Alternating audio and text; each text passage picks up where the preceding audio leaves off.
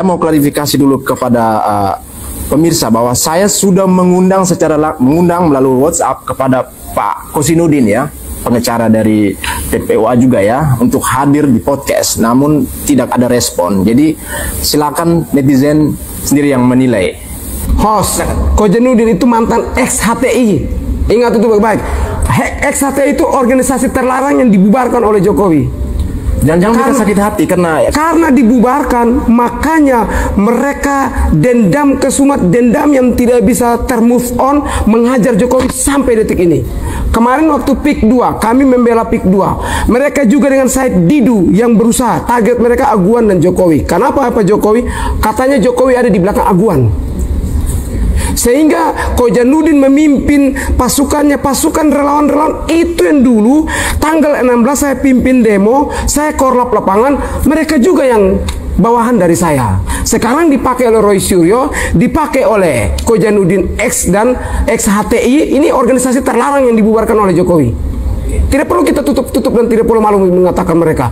Mereka beberapa yang ada di situ berharap ketika Pak Anies jadi, mereka berharap tuh ini organisasi dibangkitkan kembali. Ya, ada videonya itu. Ada videonya. Ya. Oke, baik. Nanti sekarang ke Abang Sil, Ketua Sudah Semere Putih. Melihat ini Abang, bahwa di belakangnya ternyata ada orang-orang yang membackingi, yang semula mengatakan bahwa mereka turut mendukung Pak Prabowo, malah terlihat seperti ada agenda khusus, mereka ingin mengkudeta Prabowo secara halus mungkin. Ya, jadi selain Ketua Umum Solidaritas Merah Putih, saya juga Wakil Ketua Tim Kampanye Nasional Prabowo Gibran.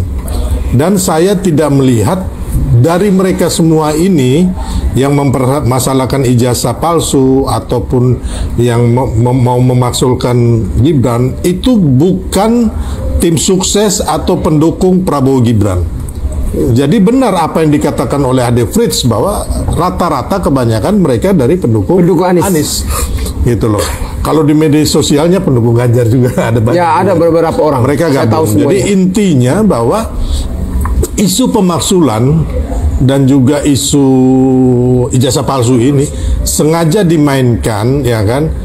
Bukannya mereka supaya mendukung Pak Prabowo, bukan. Ini adalah isu ini untuk menghancurkan karakter Pak Jokowi dan Mas Gibran, dan nantinya apabila udah hancur, ya kan, otomatis mereka akan minta pemaksulan. Setelah pemaksulan ada juga nanti tentunya pastilah kita akan ribut, pendukung Prabowo Gibran juga nggak akan terima pendukung Pak Jokowi ribut, akhirnya terjadilah revolusi yang mana akan menurunkan Pak Prabowo. Karena memang dari awal mereka tidak mau Pak Prabowo dan Gibran menang. Makanya mereka akan melakukan demo berkali-kali. Ya kan, mereka melakukan demo bahwa pemilu itu curang, harus diulang.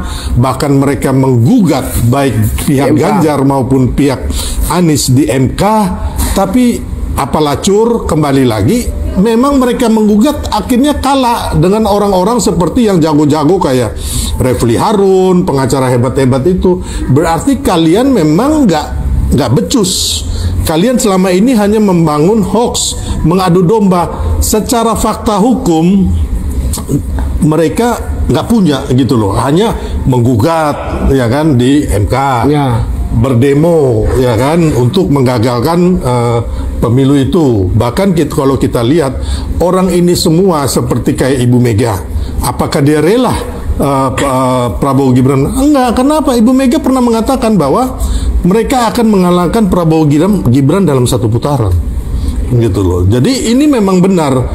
Yang sekarang ini yang mempermasalahkan ijazah palsu, mempermasalahkan kayak matahari kembar, itu juga orang PKS yang kemarin berlawanan dengan Prabowo Gibran, tapi sudah dikasih jabatan menteri nggak tahu diri, gitu loh, ya kan, termasuk yang kayak masalah ijazah palsu, orang PKB juga udah dikasih jabatan menteri, masih ada 2 orang itu, si Yonatan sama siapa mempermasalahkan ijazah. Ini kan manusia nggak tahu diuntung semua nih, kalau menurut saya. Yang berjuang ini ya teman-teman banyak gitu loh, nggak dapat jabatan pun nggak ada masalah, yang penting Prabowo Gibran sukses, ya kan. Tapi ini lawan-lawan politik yang udah dikasih pun, ya kan, masih juga kayak begitu, gitu loh. Apalagi yang sekarang ini yang dicopot zaman Pak Jokowi, ya kan, mantan menteri. Terus yang Panglima. Satu hari jadi menteri dicopot, sakit hati. Terus ada lagi yang minta jabatan